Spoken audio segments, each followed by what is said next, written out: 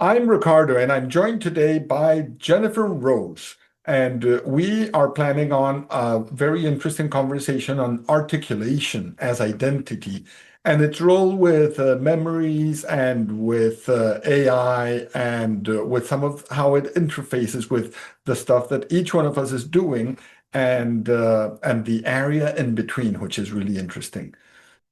I'm really pleased to be here. So I guess I'll introduce myself as a teacher of introspective practices and the co-creator with Jerald Forster of the Positive Identity Project, as well as a teacher of writing to children. So, Jennifer, in that capacity, let's start with the role with Gerald and the articulation strengths. What is it that you built with Gerald, and why did you do that? All right. So what we created together was based on his work. So I'll tell you about a moment of epiphany that he had a long time ago, because I believe that's where this all got started. He was in college, undergraduate or graduate, I'm not sure. And he was in his psychology course sometime after deciding not to be an engineer. And this moment happened where he knew he was in the right place. And it was a lecture on something called reification. And what it was the process by which the mind uses language and reality, or so-called reality or relative reality, is created by the words that we use. Reification. And in this lecture, when he got this concept, when he really got it, that the words we're using inside our heads are affecting what we experience as reality. He was so blown away. It was such an epiphany moment for him that he sat dumbfounded in the classroom while everybody else streamed out, just sitting there wondering why he was the only one who was completely transformed by this insight. And there he sat, completely changed, I think, by that insight. And he kept that with him through all his career um, as a professor in, I guess, counseling psychology. But the big application of it was when he got to work with Bernard Haldane to create the Center for Dependable Strengths.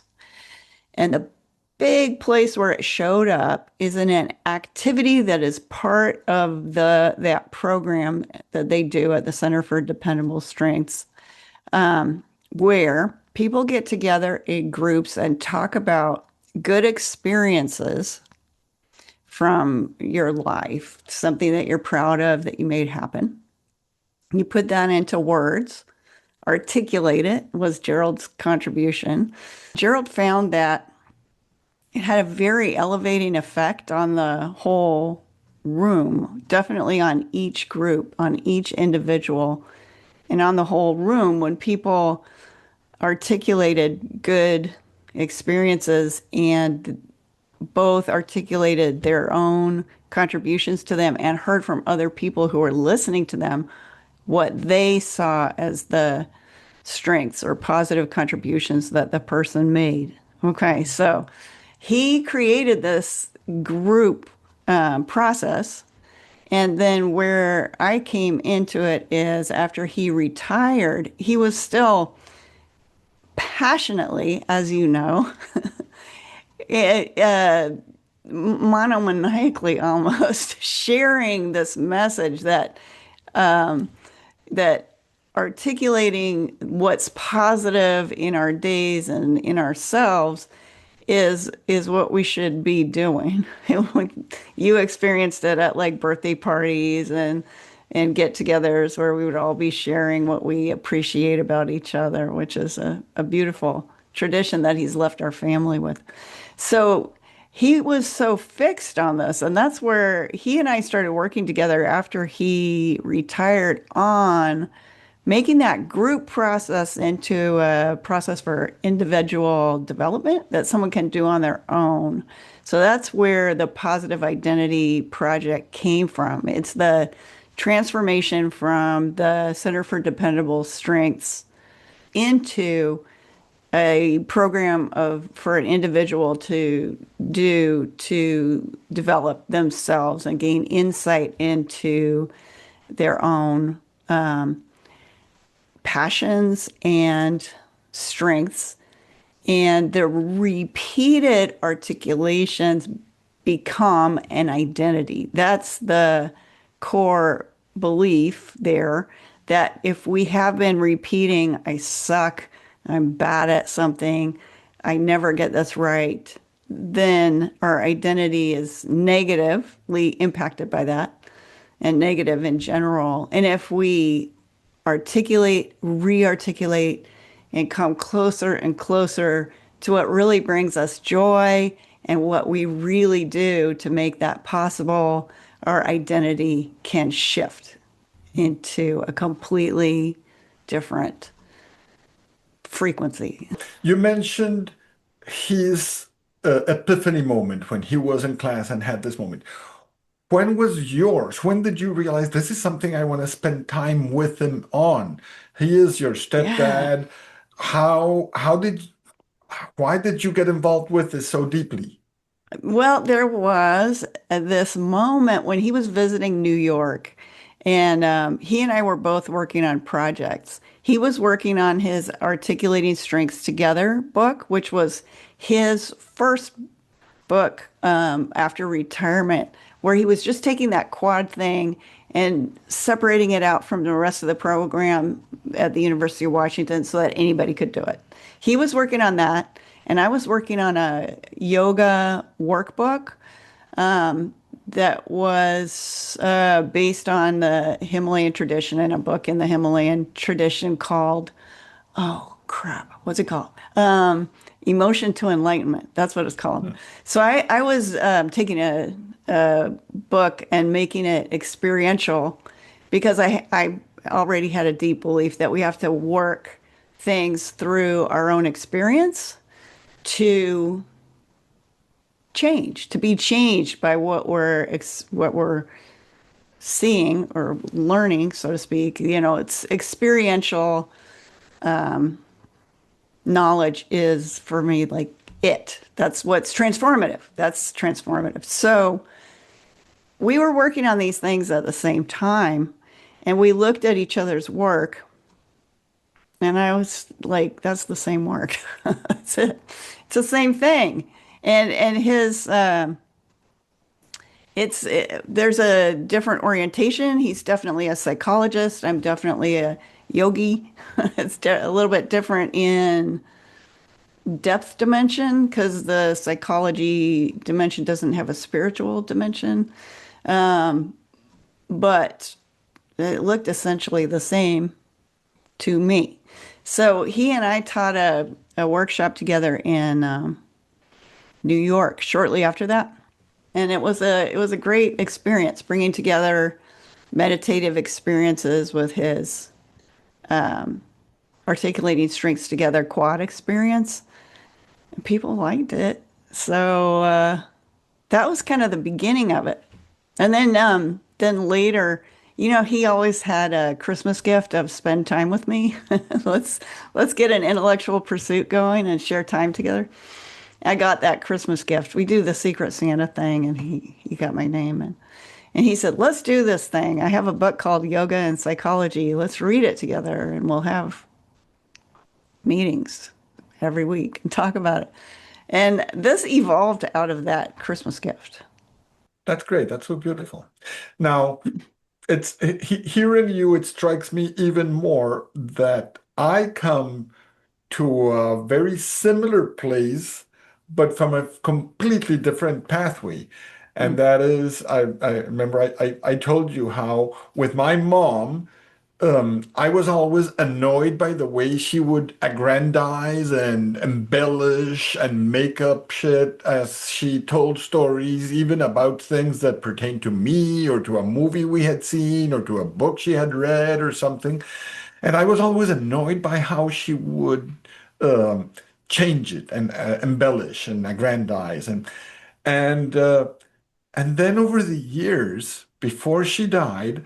I realized that her gift to me had been of that, of the ability to embellish and to aggrandize and to create, because now that I'm writing fiction, that is what I'm doing. I'm looking for ways to give more meaning, give more sense by adding details, by adding flourish, by adding uh, texture, and by adding other experiences and combining, not necessarily taking the straight story, but making it more meandering and adding things on the way. So, what was a source of annoyance became something that I was very thankful to her for in telling stories and in telling stories about human experience, not just my own experience, but that of people that I've worked with. And I retired from the university where I was doing academic research, trying to understand the experience from the perspective of others in the world of information science, not a psychologist like Jerald was.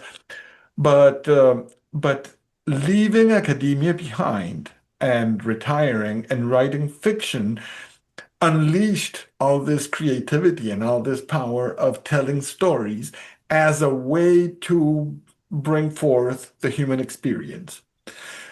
And in a strange way, those things end up occupying the same space from what you're talking of your relationship with Gerald.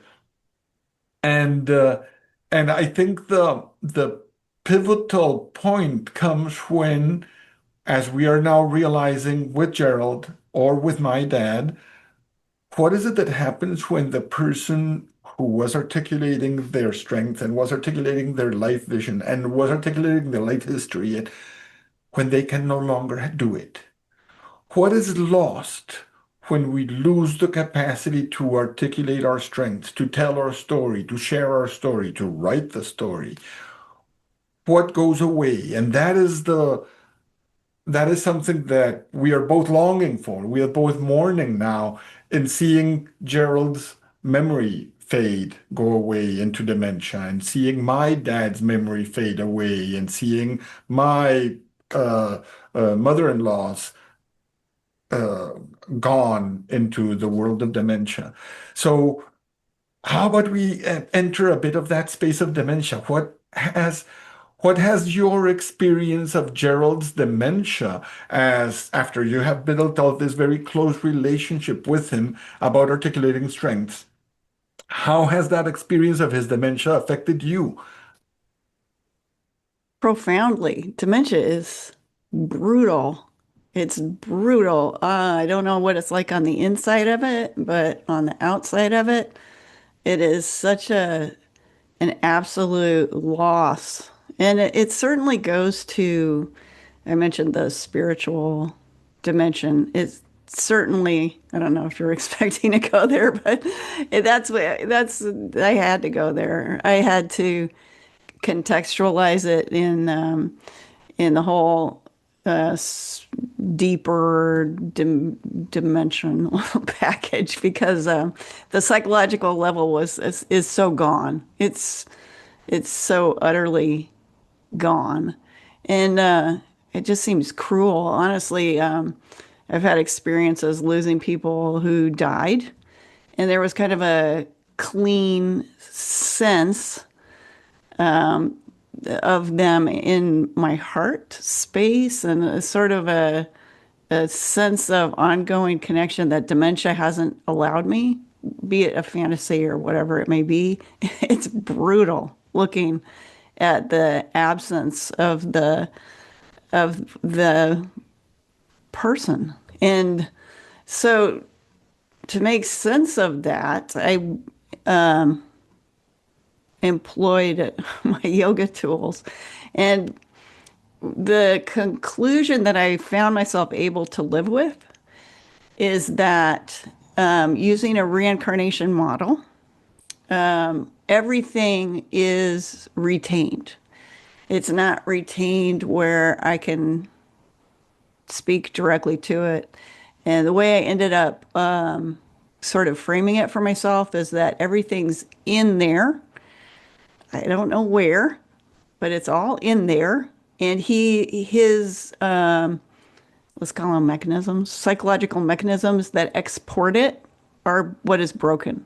So it's not that the person is not there. It's that the exporting function is just demised. Is there's no more exporting of that content. You know, every person has to like parse it in their own way. And for me, that has worked to think of a great retention, that there is a great retention of all of us, and that a person can't really be separated from the great retention, but they can lose their ability to export their life to another person. So they can lose articulation. He has absolutely lost articulation. That's really interesting because my response has been, how do we reconstruct based on the threads, the crumbs, the breadcrumbs, the footprints left in the past by the person who has died or who has lost the capacity to articulate their own story and their own strengths, dementia or death. How do we then reconstruct that story? How do we look into what was left behind? Is one path. So I've been reconstructing the stories of my grandmother Caqueta and my grandmother Inez as told in records they left behind, things I found in closets and boxes, or things they told me at some point. So with my paternal grandmother, I had the great advantage that I was that many years ago I interviewed her, and I have that video recording of her talking to me about her childhood memories and I was presenting her with pictures and with notebooks and things that I had found in her closet, and using that as a way to jog her memory and to help her articulate her memoirs and her stories of her life. And I had that on tape. And so I used that as a way to tell the story of my grandmother. Or on my maternal grandmother, the stories of Caqueta, finding things that other family members have done in finding her memoirs as she wrote them down. And so using those documents left behind as a way to retell the story and fictionalize it. Exactly what my mom did, and that I hated, how she would tell a story that would embellish and make up things and add things. Well, that's exactly what I'm doing, taking the few elements of records that I find and using those as a way to tell the story in the form of a novel that tries to articulate the life and experience of these relatives and ancestors, and it's not just mine. I'm doing it with other people, and some people are seeking me out and asking me to help them write things, and so that's one thing that I've been doing, of trying to articulate those stories and experiences in the form of a novel based on the documents left behind. But then the other thing I've done is, after some people started asking me, how do I do that? How could I do I would like to write my memoirs for my grandchildren. I want to leave this legacy in a way that it's not lost when I'm gone, or when I can no longer remember, or when I die. And and this takes me to another aspect of our conversation, and that is the use of artificial intelligence for this, the use of AI. And I've been using AI to help me with my writing in different ways, and we can discuss that.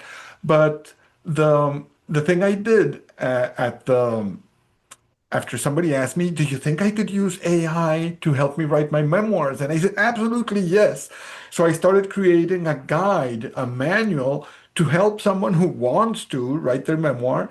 Well, use AI as a way to help you extract and articulate your memoirs and your strengths and your stories, and using AI as a way to do it, because otherwise it's left in the drawer of things I would like to do one of these days when I have time, and then never get to it.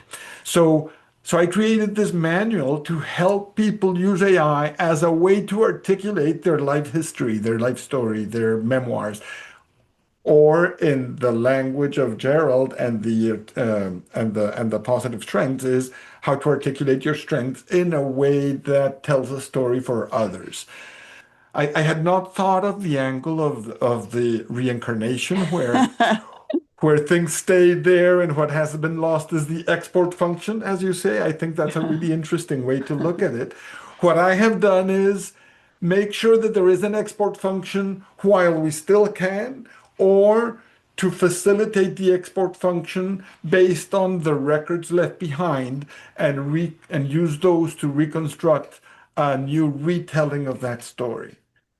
I love how we're getting all the levels because the most external level is what you communicate like to future generations, and that's facilitated beautifully by your book and the use of AI. And I know so many people, the elders of my family who had in their golden years had great intentions, memoir intentions, and their notebooks with like 3 pages filled in, and then it just did not get followed through on. So I think this book that you've created is brilliant.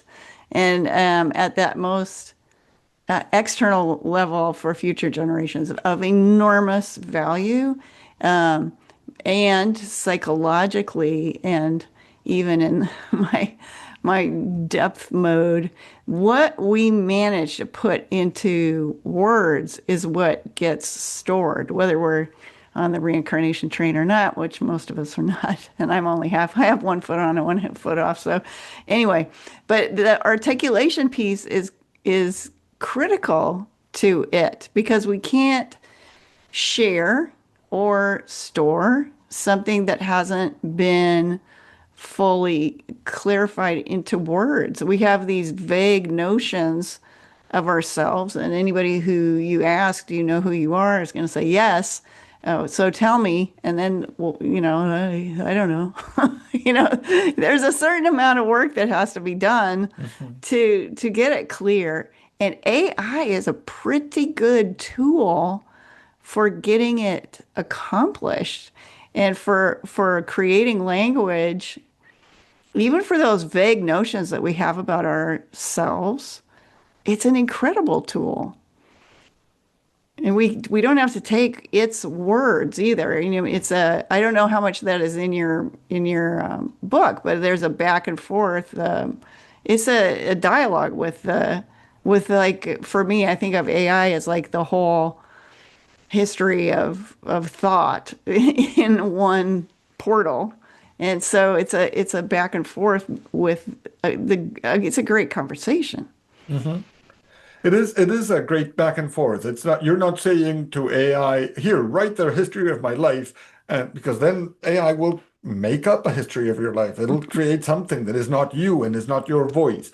But in a more structured back and forth, you slowly use AI as a way to elicit the stories, and you bring and give feedback and amend and revise so that it is your voice, so that it is both your experience and your voice. And it helps you get it done, help you get it from the pile of things I'd like to do to things I'm actually doing and things I'm actually done with. It requires some discipline and some persistence, but it's a patient, uh, mm, ever-present companion that will help and not judge and will help you keep it moving. And I find that is very powerful and very useful. Now, the use of AI in general, and in particular for writing, is a very contentious issue right now. There's a lot of discussion, and there's different layers. There's authorship and copyright infringement and the training of the AI. And yes, that's true. And there's environmental issues, and there's the control of the tech companies. Yes, that's true. And yet, we can choose to make use of AI in a way that helps us advance and further our goals of this that we're trying to do. You teach kids how to write. I do not let them use AI. How is so Isn't how that is your interesting? how is Because your I experience use of it so AI in much. writing? Yeah, no, Yes. I don't let them use AI. If they used AI, I do not respond to the work. Um, and part of that is because AI is never going to make anything new. The kid has to make something new, and then great, AI can find what the kid made and add it to its knowledge and experience base. But the kid, in my view, needs to learn how to articulate for themselves. I think that's super important because they have contributions to make, and it moves me. It really moves me when kids do that. I would rather have them just pass on an assignment than feed it to AI. And I'd rather get an assignment back that's in, most of my kids are immigrant kids, so they don't speak perfect English. I would way rather get an assignment back that's in beautiful mixed language mode. Way rather, because it's got this kind of soulful, fresh reality that AI just kind of flattens out. And I love AI get flattening out my language when I'm trying to write a business letter. I just like it has solved so many problems for me, but I want the kids to have the experience of grappling with their own minds. I've heard that by making up language, we're building new so, I don't know what you call them, synapses or I don't know, connections in your brain. Like when you grapple with language, you're doing something developmental to your brain. I don't have great science on it, but I believe it. I've seen it, and I make them write with their hands and stuff. It's this real physical developmental thing. For me, they've got to do it. Mm, So we don't use AI for that. You mhm. could use, I let them use AI for like I would let them do it for research or something, but not for creative writing. No, no, no.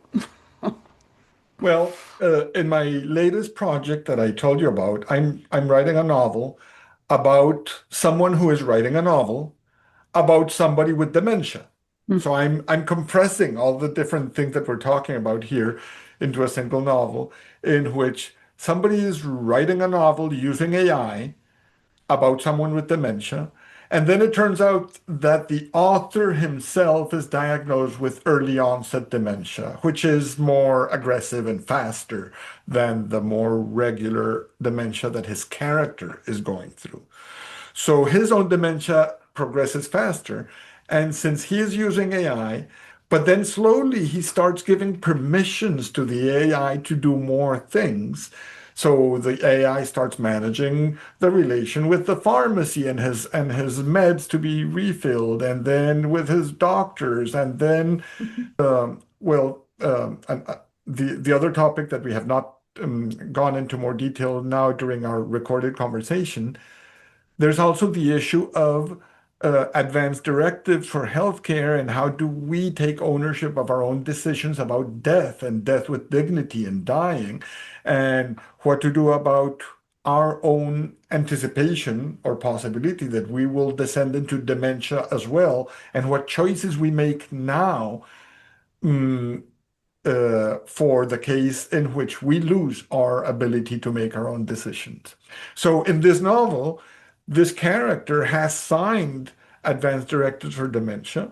And so the AI is just executing on what are the character's wishes documented and signed. The AI is not malicious, it's not doing things that the character does not want. But AI in the novel ends up finishing the novel that he's writing. And AI in the novel ends up managing his advanced directives for healthcare and for stopping eating and drinking when he hits certain thresholds of his dementia progression. And so I'm bringing together dementia and AI and articulation into a single space in a single novel. Hmm. I think that novel's going to be really fun. And you're using AI to do it, right? Yes, yes. I use AI to help me with writing and editing and revising and checking character strengths and character arcs and continuity and that kind of things. I don't tell AI, write me a novel about this, Mhm. but use it in a much more scaffolded way. That's But okay. Your brain's but already developed, so Mrs. Rose and approves of this use. and before I start losing it, I better I better make use of what I can. Yeah. So what do you think if you're channeling somebody like Jerald? What what would he say about something like this? Something that helps someone articulate their own work before it's lost, before it's gone, and when it's gone includes not just death but also dementia. What do you think would be his take on something like this? Well, I know a little bit because as dementia descended, he was very, very motivated to get his memories recorded. And so I think he would champion a tool that would facilitate and accelerate that. And yeah, but just the possibility that it could be done in 1 month is just phenomenal. It's wonderful. Yeah, I love it. I think Gerald would love it. So let me wrap up with something. If we apply Gerald's framework to this, Mhm. in a world where a machine can articulate your strengths for you, what is left of the practice of articulating your strengths? Well, I do not think a machine can articulate your strengths for you. I don't think so. This strengths articulation, I have found to be an incredibly deep, evolving process. And I started maybe 15 years ago with Gerald and just recently found an articulation for one of the most important strengths that I value the most. And when I found the word for it, I was like, duh, that is like it. That is the most important articulation. But it took a long time to get to it. And I think that journey being done by a human being, a fully, I don't even know if AI has psychology, but a fully dimensional human being. AI is pretty thin. It's a thin cracker in my mind. It's just, the accumulated, which is humanity, man, we've been pretty cool and it's got all of it. But that's a thin layer. So as we're talking about these depths, yeah, I would say AI could not actually do it for me. So kind of for the same reason that I don't let my students use AI for creative writing, I would say no, it can't be done. Mhm. So we can use AI as tools to help us articulate It our helps. strengths or other people's strengths and help verbalize them and help write them and help document them. But that is still a human experience and not an AI experience. Well, I think we have to be careful because if we're taking in, there's a really big difference between taking in and exporting out. And when it comes to articulating our strengths, we definitely want to be exporting out. We want to have experiences, lived human experiences, and then export that out. So proceed with caution if you're doing that with AI. I wouldn't use AI for that. I would really encourage a person to live that. AI can rate the business letter when you find out what your strengths are and you're applying for a job, and so you tell AI what your strengths are. That's what I would suggest. Beautiful. Well, Jennifer, thank you. Thank you for this conversation. It's been most Yay. insightful. Yay. I really enjoyed it. I'm so grateful. I actually hope we'll do it again. Good.